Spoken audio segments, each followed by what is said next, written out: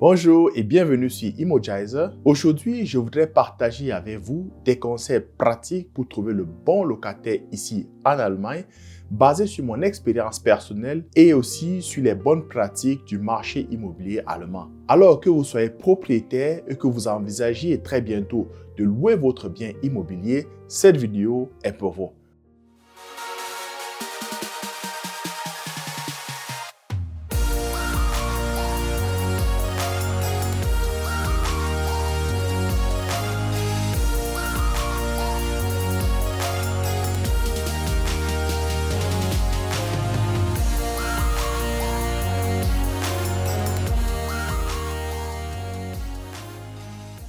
Une fois de plus, bienvenue sur Emojizer. Moi, c'est Séverin Papou. Je suis investisseur immobilier en Allemagne depuis une décennie. L'immobilier, c'est ma passion. Et cette passion, je la partage avec vous à travers cette vidéo, mais aussi à travers des nombreux programmes et services que nous avons mis sur pied pour vous accompagner à devenir propriétaire ici en Allemagne et assurer votre avenir et celui de vos enfants. Entre autres, nous avons des programmes de formation que nous avons mis sur pied. Nous avons aussi des workshops que nous allons organiser en cette nouvelle année 2025. Et aussi, pour ceux qui sont déjà prêts, qui veulent acheter leur bien immobilier, nous avons le financement que vous nous offrons à travers Larry, qui est notre expert en financement et aussi investisseur immobilier ici en Allemagne, qui sera prêt à vous accompagner. Donc, n'hésitez pas à rentrer en contact avec nous donc, pour tout ce qui concerne l'investissement immobilier ici en Allemagne. C'est vraiment facile, c'est vraiment passionnant et c'est accessible à beaucoup d'entre nous. Donc, moi, je vous encouragerais déjà à nous mettre des likes, à vous abonner et à partager massivement nos vidéos autour de vous. Cela nous fera énormément plaisir. Revenons maintenant au thème du jour. Comment trouver le locataire idéal ici en Allemagne? Déjà, il faut savoir que trouver le locataire idéal ici en Allemagne représente un vrai défi. Car contrairement à la plupart des autres pays, même ici en Europe, le marché locatif allemand a ses spécificités qu'il faut connaître. Voici quelques points clés à connaître. Le premier point, c'est déjà qu'en Allemagne, la majorité des habitants sont des locataires. D'après les statistiques, environ 50% de la population vit en location. Et chaque année, beaucoup déménagent. On a 10 millions de personnes qui déménagent chaque année. C'est beaucoup. Le deuxième point, c'est que le marché locatif allemand est très réglementé et qui donne des droits solides aux locataires. Vous aussi, en tant que propriétaire, vous avez vos droits. Cela signifie que vous devez être très informé sur vos droits, vos devoirs, vos obligations, mais aussi sur les lois qui concernent la protection des droits de vos locataires, des lois qui régissent, des règlements qui régissent aussi le prix de loyer que vous pouvez exiger ou que vous devez augmenter, qui limite. On a par exemple le Mietpreisbremse, le frein au loyer que vous devez savoir. Et ces lois varient souvent aussi suivant l'État dans lequel vous vous trouvez, parce qu'il y a des États qui ont adopté des réglementations beaucoup plus serrées que d'autres États. Parce que nous sommes en Allemagne, l'Allemagne c'est un État fédéral et donc suivant l'État dans lequel vous vous trouvez, il peut y avoir des petites nuances, des petites spécificités que vous devrez savoir avant de signer un contrat, sinon cela peut vous faire très mal si vous n'êtes pas vraiment informé. Le troisième point que vous devez connaître sur le marché locatif allemand, c'est la stabilité des contrats de location. En Allemagne, les contrats sont très souvent à durée indéterminée et donc les locataires préfèrent toujours des contrats à long terme. Ce qui signifie qu'il est important pour vous de bien choisir votre locataire pour vous assurer d'une relation harmonieuse et durable. Mais là, une petite remarque, parce que j'ai parlé qu'il faut, en général, c'est des contrats à long terme et puis il faut faire attention à cela. En fait, je dirais presque tous les contrats de bail en Allemagne que vous avez, la loi ne reconnaît que des contrats indéterminés. Il y a presque seulement des exceptions, des cas rares où vous avez des contrats à durée déterminée ici en Allemagne. Beaucoup ne le savent pas. J'ai vu des gens signer des contrats et lui dire, écoute, il met dans le contrat, le locataire, après 1 an, tu vas sortir de ma maison. Juste comme ça, parce que j'ai mis un contrat déterminé 1 an. Ça n'existe pas. Ça n'existe vraiment pas ici. Mais vous pouvez le mettre dans votre contrat. Ah oui, c'est juste pour moi une obligation morale. Mais morale, je fais Pflichtung, comme on le dit en allemand. Mais si votre locataire vous porte plainte ou bien ça va devant une juridiction, vous n'avez aucune chance, ils vont vous démonter cela. Vous pouvez avoir des contrats de travail limités, mais contrats de bail limités, c'est extrêmement rare. Si vous le faites, vous devez avoir une bonne raison, ça doit être mentionné dans le contrat, une bonne raison. Pourquoi est-ce que c'est limité? Et cette raison doit vraiment être valable. Peut-être parce que vous dites qu'ok, après un an, j'ai un membre de famille qui va arriver, mon fils, ma mère, dans un truc de relation directe, qui va arriver, mon frère, pour venir habiter là-dedans. Il est encore à l'étranger et en attendant, ça va être limité jusqu'à ce que cette personne arrive. Ou bien c'est peut-être vous qui allez aménager dans ce bien dans peu de temps et puis vous faites un contrat limité. Ou peut-être que ce bien va être rénové, c'est déjà fixé. Vous avez déjà les contrats avec des sociétés d'artisans qui vont le faire, mais ils peuvent pas démarrer maintenant. On démarrera peut-être dans 8 mois. Vous pouvez donc louer et à une durée limitée, déterminée. Mais si c'est pas le cas, il vous sera difficile, si le locataire ne veut pas sortir, d'aller devant une juridiction et de pouvoir gagner. Donc, faites très attention à cela parce que je vois beaucoup penser qu'en Allemagne, vous pouvez écrire n'importe quoi dans le contrat et puis ça va passer comme une lettre à la poste. L'autre point maintenant, le quatrième point à connaître ici, qui est une spécificité de l'Allemagne, sont les attentes des locataires. C'est qu'en général, les locataires recherchent des logements vraiment propres, bien entretenus et fonctionnels avec des conditions claires. Ça, c'est un truc que j'ai constaté une différence par rapport aux pays comme la France ou bien la Belgique où j'y vais souvent. Où vous voyez, les logements, la qualité de logement n'est pas vraiment ça, Dans la plupart, c'est des logements insalubres, petits, des trucs, problèmes de sécurité à l'intérieur des câbles électriques qui se baladent n'importe comment, les tuyaux de chauffage là qu'on voit comme ça qui vont dans tous les sens. Vous avez des problèmes d'humidité et ça c'est souvent dans les grandes villes. Moi j'en ai vu des villes comme Paris, ça donne vraiment pas envie d'être. Et c'est pas des personnes qui ne gagnent rien, qui vivent de l'aide sociale, mais qui gagnent vraiment leur vie. Mais vous remarquez que la qualité du logement n'est pas vraiment idéale. En Allemagne, quand vous venez de l'extérieur, les logements ne ressemblent à rien, mais quand vous entrez dedans, franchement, c'est la haute qualité. Et donc, les locataires sont habitués à avoir ce type de logement et recherchent ce type de logement. Et vu qu'aussi ici, là, beaucoup peuvent se le permettre, ils sont prêts donc à payer le prix fort pour cela. Voilà la raison pour laquelle nous, à Imogize, on s'est même spécialisé dans la rénovation immobilière. C'est notre point fort. Et si vous êtes propriétaire en Allemagne, les gars, vous devez vous habituer à ça, vous intéresser à ce thème de la rénovation, car vous ne pouvez pas être propriétaire ici, locataire, bailleur, sans avoir un jour à rénover. Vous allez un jour devoir rénover. Et c'est un puissant levier pour augmenter votre rentabilité. Maintenant que le contexte du marché locatif allemand est clair, passons aux étapes clés pour attirer les meilleurs locataires. Et là, la première étape, c'est de publier une annonce efficace, attrayante et qui va attirer des meilleurs locataires. Pour cela, il faut faire attention au point suivant. Dans la description de l'exposé, la description de votre bien immobilier, soyez le plus clair, le plus honnête et le plus précis. Décrivez les caractéristiques principales de votre bien immobilier en mentionnant entre autres la taille, l'emplacement, les équipements, est-ce que c'est avec cuisine, sans cuisine, peut-être un plan même de découpe du bien immobilier pour que le candidat puisse imaginer où se trouve la chambre, le salon. Vous avez les plans 2D là que vous pouvez ajouter. Mentionnez aussi les règles qu'il faut respecter. Est-ce que vous souhaitez avoir vous acceptez des personnes avec des animaux ou bien sans les animaux, quelqu'un qui est fumeur, non fumeur, famille, pas de famille, famille avec enfants, 2 enfants ou pas plus, ou est-ce qu'il y a une limite? Donc, essayez d'être un peu le plus précis possible. Et au niveau de l'emplacement, donnez un peu du goût aux candidats, aux locataires que vous aurez une raison d'aménager chez vous. Qu'est-ce qui rend un bien immobilier intéressant? C'est pas seulement les 4 murs. L'emplacement joue un très grand rôle. Qu'est-ce qu'il y a tout autour? Quel supermarché il y a autour? Les restaurants? C'est comment avec les transports en commun?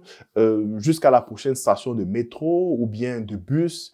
C'est combien de mètres? Donc, essayez un peu de décrire tout cela. Et quand vous faites cette description, ce texte, Faites un texte vraiment très propre. Faites attention aux fautes d'orthographe, de grammaire. Même si vous n'êtes pas allemand ou bien vous ne parlez vraiment pas l'allemand, hein, aujourd'hui, en 2025, c'est plus une excuse de faire un exposé qui est très mal écrit, qui est très mal fait et qui va même effrayer les meilleurs candidats et plutôt vous attirer des candidats dont vous n'aurez pas besoin. On a plein des outils aujourd'hui pour vous aider à faire vraiment des textes qui sont très propres, qui sont bien corrigés et vous n'avez même pas besoin de corriger vos textes. Vous pouvez même dire maintenant aujourd'hui avec l'intelligence artificielle, ChatGPT, je ferai des vidéos là sur ChatGPT, c'est un outil monstre.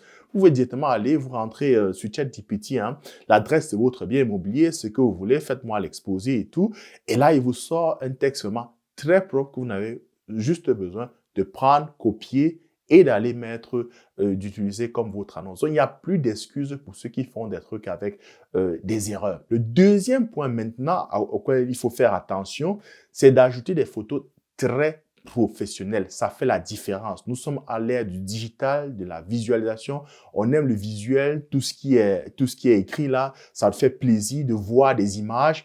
Donc, faites attention à faire de très bonnes images, utilisez des appareils professionnels. On n'a plus besoin d'avoir des caméras comme à l'avant. Il fallait prendre quelqu'un avec une grosse caméra venir. Maintenant, même avec votre smartphone, vous êtes capable de faire de très bonnes photos. Faites attention quand vous faites des photos. J'ai vu des gens prendre des photos, bouger là, c'est un peu penché, c'est comme ceci. Ou bien on fait des photos contre la lumière, c'est flou, on ne voit pas. Vous n'aurez pas de meilleurs candidats si vous utilisez ce genre de photos, quoi. Placez votre caméra. Le mieux, c'est d'avoir une caméra que vous placez pas à la verticale pour prendre les photos, mais toujours ces photos que vous allez faire, c'est à l'horizontale, vous voyez, parce que là, vous avez ce format, vous avez une belle vue de la pièce que vous pouvez prendre et ça attire vraiment les personnes qui sont intéressées. Le troisième point, quand vous l'avez déjà fait, toutes ces photos, faites attention aux autres points. Là, maintenant, c'est de publier. Et là, je vous dis publier. Vous avez des plateformes ici en Allemagne comme ImmoScout, ImmoWelt ou bien aussi eBay Kleinanzeigen et tout un tas d'autres sites. Mais ça, ce sont les grandes plateformes hein, que j'ai citées, vous pouvez publier. Moi, généralement, je publie sur une seule plateforme. Il y a une plateforme centrale et de cette plateforme maintenant là, c'est diffusé sur les autres petites plateformes un peu comme ImmoScout, ImmoWelt, eBay Kleinanzeigen. De cette plateforme, je vous en parlerai dans une prochaine vidéo. Donc ça, c'était le troisième point. Et le quatrième point maintenant, c'est d'être très réactif. Quand vous avez déjà publié votre annonce, les gens vont vous écrire, vont communiquer, vont essayer de rentrer en contact avec vous. Soyez réactif. Filtrez déjà les candidats très tôt, les premières annonces qui rentrent et tout. Répondez aux candidats pour organiser les visites efficaces. Et là, mon conseil, quand vous mettez votre annonce online, évitez de mettre avec vos données personnelles, numéro de téléphone privé, email adresse et tout. Ne le faites pas. Surtout quand vous avez un bien immobilier qui est bien situé, comme la plupart de nos biens, c'est dans les centres-villes. La demande, elle est énorme. Vous êtes bombardé de messages. Pour coordonner cela, il vous faut avoir un seul canal par lequel vous recevez des messages, par lequel on peut vous contacter et c'est mieux par email. Vous rentrez dans la plateforme tous vos données et là, si une personne veut vous contacter, cliquez seulement sur contacter. Elle n'a même pas besoin d'avoir votre email pour vous écrire. Elle passe par cette plateforme pour pouvoir vous contacter. Moi, généralement, vous n'avez pas mon email, vous n'avez pas mon numéro de téléphone, vous n'avez même pas d'abord mon nom, vous ne savez pas qui c'est. Ça apparaît la private Anbieter, donc quelqu'un de privé qui offre cela et donc vous passez par là et puis je vois votre mail arriver et puis je vous contacte. J'ai le temps de lire tout au calme et puis d'organiser les visites. Si vous avez par exemple, votre téléphone, certaines personnes vous appellent par téléphone ici et puis vous savez plus qui est qui comment ou bien certaines personnes aussi vous pouvez mettre sur les réseaux sociaux, hein, sur votre Facebook, Instagram et tout. Là, vous êtes contacté à gauche et à droite et aussi c'est un peu vos données personnelles que vous partagez. Et vous savez, il faut faire attention là-dessus. Il y a beaucoup de personnes dedans qui ça va pas bien dans la tête. Et s'ils ont vos données personnelles, ce sera difficile pour vous plus tard de vous décider de manière factuelle sans rentrer dans des considérations émotionnelles parce que la personne a vos données et puis vous stalk et puis vous appuie là et ce qui n'est pas vraiment idéal. Une fois donc que vous avez sélectionné, filtré les candidats idéaux pour la visite, on passe maintenant à l'étape 2, la visite et l'évaluation des candidats. Pour la visite, moi, je vous conseillerais d'organiser des visites groupées. Donc, ça vous permet de gagner du temps, d'avoir tous les candidats en une seule session. Et aussi, c'est un autre avantage, c'est de mettre la pression sur les candidats les uns les autres. Parce que généralement, si vous invitez juste une seule personne, c'est le candidat idéal, mais il n'est pas votre seul candidat, quoi. Elle n'est pas votre seul candidat. En la mettant avec d'autres personnes, vous lui faites savoir à cette personne que bon, il faut que cette personne se décide rapidement. Avant, moi, je faisais que 30 minutes ici, 40 minutes ici avec une personne et tout, ça perd le temps et tout, on n'a pas ce temps et tout. Et la personne aussi ne comprend pas l'urgence de se décider. Elle finit même par croire que vous n'avez pas le choix. Elle est votre seul candidat. Elle essaie même parfois peut-être de négocier avec vous déjà là, prix là, façon genre. Donc, faites vraiment des visites groupées. Je ne demande pas de faire des visites un peu. Vous avez 100 personnes qui rentrent dans le bien immobilier. Non. Quand vous avez sélectionné les mails des personnes qui vous ont écrit les candidats, vous avez sélectionné les candidats vraiment qui sont pour vous les meilleurs candidats. Vous les invitez. Vous pouvez mettre un créneau. Je mets généralement peut-être 1 heure ou ce 30 minutes, si je veux tel nombre de candidats, ils arrivent et tout, et puis on fait des visites, quoi. Et pendant la visite, observez le comportement des personnes. C'est votre premier contact, c'est comme un date. Vous avez rencontré la personne avec qui vous avez communiqué. Là, maintenant, vous voyez live. Regardez comment la personne se comporte, sa ponctualité, très important en Allemagne, la politesse, son langage, et poser aussi beaucoup de questions. C'est l'occasion de connaître cette personne, parler très peu de vous et essayer d'apprendre beaucoup plus sur la personne parce que à la fin, vous allez vous décider d'un candidat avec qui vous allez signer un contrat indéterminé, hein, et ça peut tourner très mal si vous n'avez pas le maximum d'informations sur cette personne et si vous avez pris une décision sans vraiment avoir des faits tangibles. Posez beaucoup de questions. Pourquoi est-ce que la personne s'intéresse à votre logement? Qu'est-ce que votre logement a de particulier pour cette personne? Quel est son intérêt? Pourquoi est-ce que la personne quitte le logement actuel où elle est? Et puis peut-être, si c'est un peu étranger, je dis combien de temps vous êtes en Allemagne, combien de temps vous êtes dans cette ville, est-ce que vous avez d'autres personnes qui vont aménager avec vous? Parfois, je pose même la question, votre emploi, il est tout proche d'ici, là, hein? C'est un avantage pour vous. Bon, si vous posez ça, on dit, ah, quel emploi? Je n'ai pas actuellement, vous voyez. Parce que je ne vais pas poser la question, est-ce que vous travaillez, vous ne travaillez pas? Mais je passe d'une manière indirecte pour vous poser cette question et là, j'ai la réponse.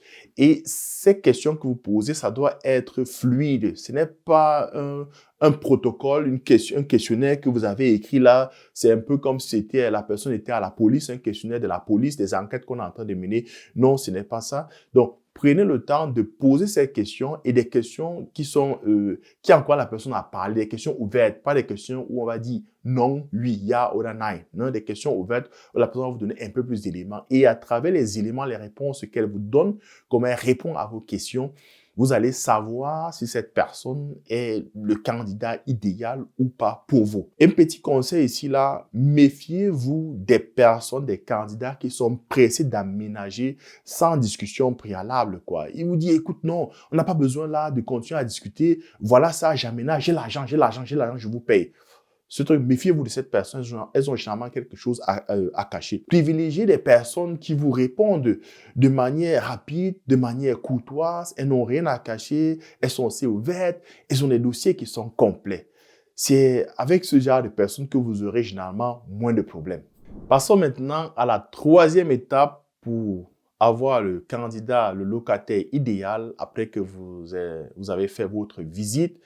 Vous êtes échangé avec ces personnes, vous avez des informations et là maintenant, il vous faut vous décider et quels sont les critères qu'il faut considérer avant de vous décider pour une personne. Le premier critère, c'est la situation financière de la personne. Demandez une fiche de paye des 3 derniers mois ou bien une quelconque preuve de revenu, un contrat de travail que vous allez d'abord vérifier. Quand vous vérifiez, comparez ce que la personne gagne avec le prix de votre loyer. Donc, le loyer doit être entre 30, maximal 40% de ce que la personne gagne. Si cela est plus et la personne malgré tout veut avoir, elle peut dire, écoute, votre loyer, c'est la moitié de son salaire, mais la personne dit, je veux vous donner à cette personne. C'est clair qu'un jour, elle ne pourra plus payer. Hein, vous serez en défaut de paiement parce que les charges sont énormes, il y a tel problème, il ne faudra plus payer. Et là, vous allez vous retrouver dans des problèmes, c'est des problèmes interminables, des avocats, ainsi de suite. Et vous n'avez pas le temps pour ça, vous n'avez pas l'énergie pour ça. Le deuxième critère, c'est la choufa. La choufa. La choufa, c'est essentiel à vérifier avant de vous décider pour une personne. La choufa, je crois en français, c'est le rapport de crédit ou bien l'attestation de la solvabilité. Donc, vous pouvez savoir avec ça, ça a tous les données un peu ça vous renseigne un peu sur l'hygiène de vie financière de la personne. Est-ce qu'elle a des crédits un peu partout, des crédits de consommation, ou bien est-ce qu'elle a déjà fait faillite? Donc, vous avez toutes ces informations sur la choufa. Donc, demandez toujours la choufa. Le troisième critère, c'est le référencement personnel. Donc, généralement, vous pouvez demander aux locataires, aux candidats, les contacts de l'ancien propriétaire. OK? Posez toujours cette question à la personne.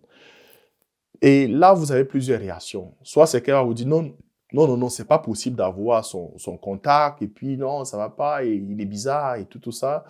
Ou bien elle peut vous dire, écoute, oui, non, il n'y a pas de problème, je vous donne. Parfois, ils ont même une lettre de l'ancien propriétaire qui atteste que tout était bien, il n'y avait même pas de défaut de paiement. Mais quel que soit ce que la personne va répondre, pour moi, cette question un peu, c'est pour voir sa réaction. Quel que soit ce qu'elle va répondre, ou bien quel que soit ce que l'ancien propriétaire va vous dire, il ne faut pas seulement vous baser dessus pour prendre une décision. Ça peut être qu'ils ne s'entendent même plus avec l'ancien propriétaire, que la personne, le locataire, l'ancien propriétaire, c'est l'eau et le feu, ils ont des problèmes. L'ancien propriétaire veut se débarrasser automatiquement de ce locataire. Et qu'est-ce que l'ancien propriétaire va faire si vous l'appelez? Non, mais c'est super, cette personne est super, vous pouvez avoir cette personne, il n'y a pas de problème. Il vous fait même une lettre pour vous dire, écoute, tout va bien, alors que c'est en fait, ici, là, c'est la patate chaude qu'il est en train de vous filer. Vous allez vous rendre compte de ça plus tard. Donc, c'est un truc à prendre avec les pincettes. C'est un peu comme quand une entreprise veut se débarrasser de son employé. Ils sont prêts à vous faire une attestation de travail qui est super clean, bien propre et tout, juste pour dire, oh, pouf, pouf, pouf, dégage. Et puis, la patate chaude, on la refile à une autre personne. Le quatrième point, c'est la stabilité. Quatrième critère. Donc, préférez vraiment des candidats qui ont une situation professionnelle stable, un contrat avec une durée indéterminée, quoi. Ça vous garantit aussi le paiement régulier de votre loyer. Et vu que ce loyer vous prenez, vous le faites suivre aussi à la banque. Le cinquième critère, c'est le contact humain. Comment c'est avec cette personne que vous avez eu? C'est vrai, les papiers, il faut regarder. Mais comment était le contact? Est-ce que le courant passe bien? Ou est-ce que vous sentez que c'est une personne arrogante parce que vous allez cheminer ensemble? Et c'est un truc que vous voyez déjà, même déjà dès le départ des conflits, la personne essaie de vous montrer qu'elle maîtrise beaucoup la loi, la vie en Allemagne et tout, de vous reprendre la main dont vous parlez. Donc, vous sentez déjà que il va y avoir des conflits. Donc, contact humain, ça ne passe pas, même sur le dossier, il est vraiment propre. Et le dernier critère, c'est ce que les Allemands appellent Baugefühl. C'est un peu votre institution. Comment est-ce que vous sentez la personne, votre confiance? Qu'est-ce que dit votre ventre, quoi, par rapport à la personne, quoi? Comment analyser, quoi? Chacun de nous a un peu ce sentiment à l'intérieur que je sens que je peux m'en sortir avec l'autre ou pas, quoi. Mais ne vous basez pas seulement sur ce sentiment, mais essayez aussi d'avoir ce sentiment, d'aller à ce sentiment que vous avez à des faits solides avant de pouvoir prendre des décisions. Et maintenant, la quatrième et la dernière étape, c'est le contrat de location, un contrat qui est conforme à la loi. Une fois que vous avez maintenant trouvé le candidat idéal, il vous faut un contrat de bail. Et ce contrat de bail, il y a des éléments que vous ne devez pas oublier dans ce contrat, des éléments très, très importants. Il doit être vraiment détaillé, c'est ça ici en allemand. Avoir toutes les informations doivent être claires, transparentes. Vous devez avoir les termes du loyer qui sont mentionnés à l'intérieur, comme le calme, la location, le prix de la location nette, avec les charges additionnelles, les responsabilités des deux parties pour l'entretien du bien, les réparations.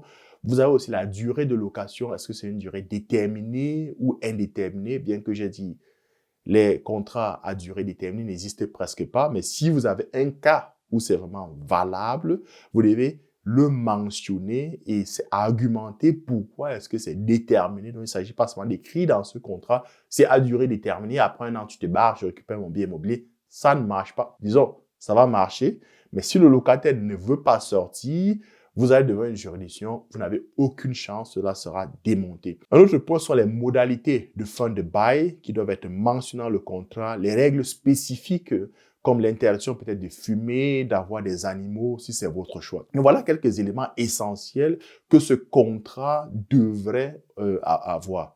Un petit conseil ici, moi je vous encourage vraiment à privilégier des modèles de contrats qui sont standardisés, qui sont actuels, qui sont favorables aux propriétaires et qui ont été vérifiés par un expert pour éviter des erreurs. Je mentionne vraiment actuel parce que la législation change généralement, ça augmente régulièrement, ça change régulièrement. Et donc, il faut des contrats qui soient vraiment conformes à la législation actuelle, au règlement actuel. Voilà pourquoi moi, je n'encourage pas trop ces contrats gratos qu'on trouve un peu sur le net, là, n'importe où, ou que vous mettiez vous-même, vous écriviez, vous faites un contrat écrit à la main. Vous pouvez le faire, la loi vous permet de le faire, mais ce sera partiel, il ne prendra pas en compte toutes les spécificités, tous les points auxquels il faut faire attention.